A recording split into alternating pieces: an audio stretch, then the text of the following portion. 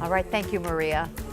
Well, the Flight 3407 family group is in our nation's capital once again in their ongoing quest to keep stricter flight safety rules in place. It's tied to Congress considering the FAA reauthorization bill and the family's concern that some regional airlines want to roll back some of those rules. Here's Channel 2's Ron Plants to explain.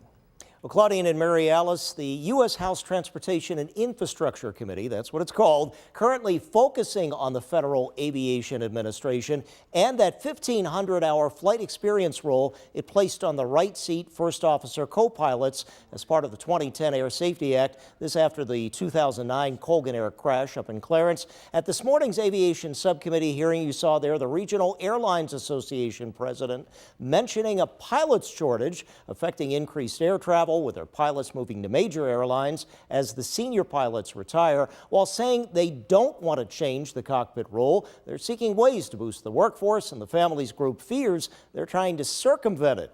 The Families and Airline Pilots Union pointing to the no fatal crash safety record, but the chairman of the overall Transportation Committee, who's also a pilot, really pushing back on the rule. Do you think it would be a good idea to maintain the current rules?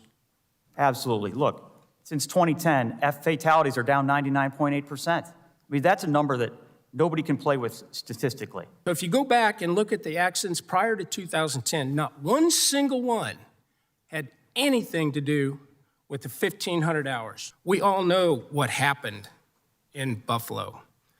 And I agree that the system covered up some problems. That's where we need to focus. We need to focus on what the problem is, not what the problem isn't.